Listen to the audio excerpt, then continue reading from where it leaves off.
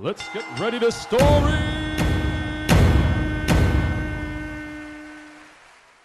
My name is John Pivovarnick, and thank you. I am a gay white male. I'm Irish on my mother's side of the family. I'm Russian on my father's side of the family, which means I'm really good at expressing my emotions, and I rarely resort to alcohol when I am sad. In the gay community, I am what's known as a bear. Thank you. Which basically means I am a hairy, chubby, gay dude. Once upon a time, I was sort of a muscle bear, but now I'm just sort of a gummy bear.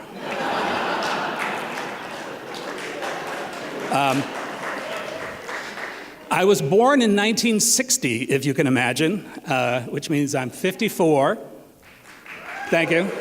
And that is almost 400 in gay years.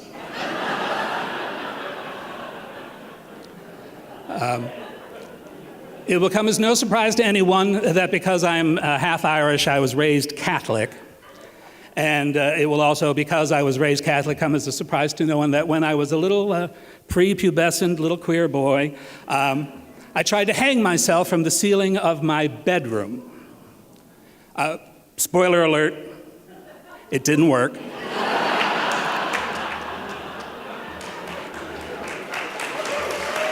Sorry. I only have 5 minutes. I don't really remember why I tried to kill myself. It could have been any number of things. There were bullies at school. I had an undiagnosed, untreated bipolar father who was kind of into the rage thing. I had nuns with rosary beads and rulers everywhere. And I had this long-standing feeling that I was not the same as everyone else in the world, and they were all somehow out to get me.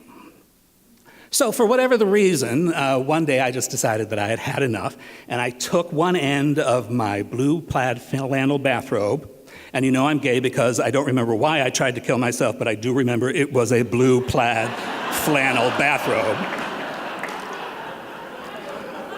And I tied one end of it around the light in the center of my bedroom ceiling, and I tied the other end of it around my neck, and I jumped off the end of my bed. And immediately hit the floor, pulling down the light and a good chunk of the ceiling, and suddenly everybody in my family was in my bedroom. What happened? What are you doing? What is wrong with you? I lied. It was the first of many lies because when you have that feeling that you are different from everyone and that everyone is out to get you, you tend to do that. So I lied. And I thought, I can't even tell my family who loves me what's going on in my head. So I just kind of clamped down and hunkered down and just said, let's get through this and let's get the hell out of Dodge, as you do. So I got through the grenade range that's high school by keeping with a close set of friends who, oddly enough, turned out all to be gay later on in life. Go figure. And then as soon as I graduated high school, I ran away to California because I was going to write for television and movies. And now when I say ran away, I mean I made my parents buy me a one-way plane ticket. And when I say write for television and movies, I mean 2 minimum wage jobs that paid the rent and fed me. But I was in California, flakes, fruits, and nuts. It was the land of opportunity. And I got really comfortable with the idea that I could actually be myself a long way from here. But I really did go out there to start writing for television and film, and I was working 2 jobs, and I couldn't get any writing done, so I said, fuck it. And I came back, as you do. And I went to college, and in college, I hung out with the artsy-fartsy, theater types, the anything-goes sort of people. And I started thinking then that, well, maybe, these people are cool. Maybe I can be myself here. And then AIDS happened. Motherfucking AIDS. So people were dying, and I was like ready to come out of the closet, and instead I got a bigger fucking closet. And I crawled in and I shut the door behind me and I said, that's fine, we'll get through this. So I graduated college and I ran away to Philadelphia. Are you noticing a theme here?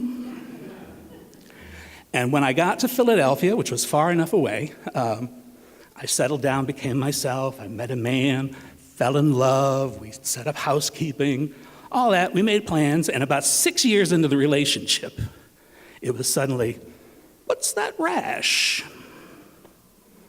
Motherfucking AIDS.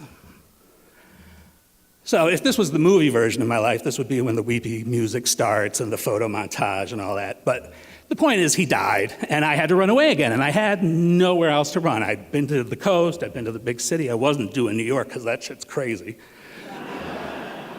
So I came back here because, you know, when shit gets real, you want to go home. And this is where I'm from. And as fucked up as it is, I love it. Right, exactly.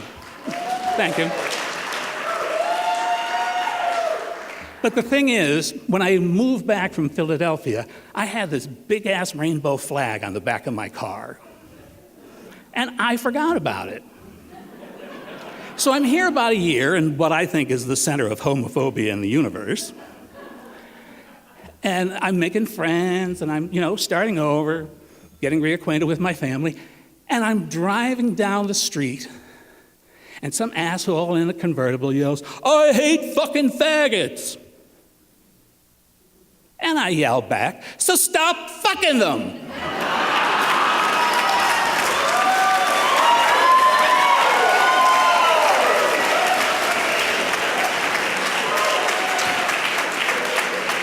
And that was the moment when I realized, one, that I was home, two, I was happy, and three,